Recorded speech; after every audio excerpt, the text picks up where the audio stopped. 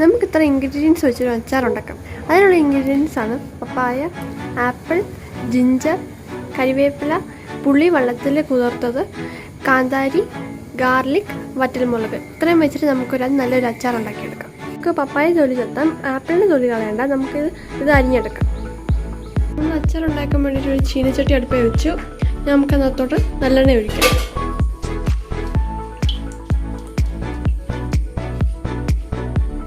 എണ്ണ ചൂടായി തുടങ്ങി. നമുക്ക് അതിനകത്തോട്ട് കടുകിടാം.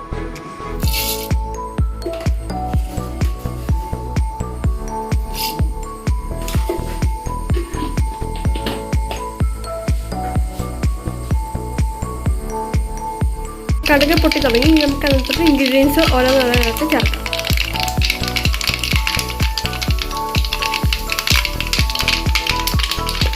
കാന്താരി ഇടാം.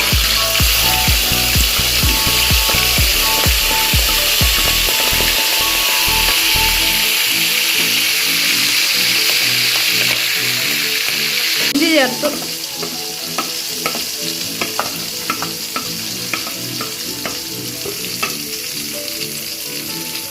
നമുക്കൊന്ന് ഇളക്കി കൊടുക്കാം.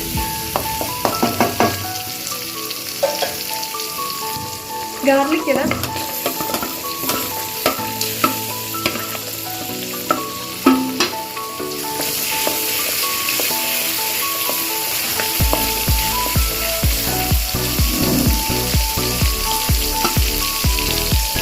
വറ്റൽമുളക് ഇടാം.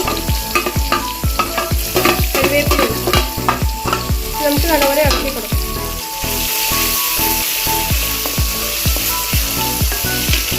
ഇപ്പോൾ പാകത്തിന് വഴഞ്ഞിട്ടുണ്ട്. ഇനി നമുക്ക് പൊടികൾ ചേർത്ത് കൊടുക്കാം.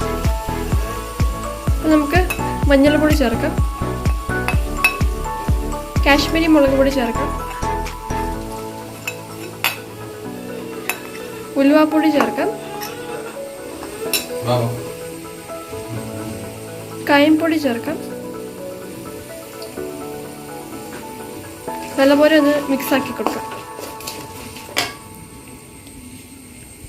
പാകത്തിന് ഉപ്പ് ചേർക്കാം. നമുക്കൊന്ന് ഇളക്കാം. നമുക്ക് അരിഞ്ഞ പപ്പായയും ആപ്പിളും കൂടെ ചേർത്ത് വഴറ്റാം. നമ്മൾ പപ്പായ ചേർത്ത് നല്ലപോലെ വഴുതട്ടെ.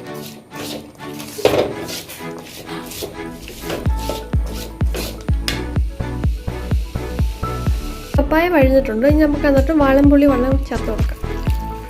അതിനുശേഷം നമുക്ക് ആപ്പിള് ഇട്ട് കൊടുക്കാം. അപ്പം ഇതിനകത്ത് നമുക്ക് 1 സ്പൂൺ പഞ്ചസാര ചേർക്കാം. നമുക്കൊന്ന് ഇളക്കാം.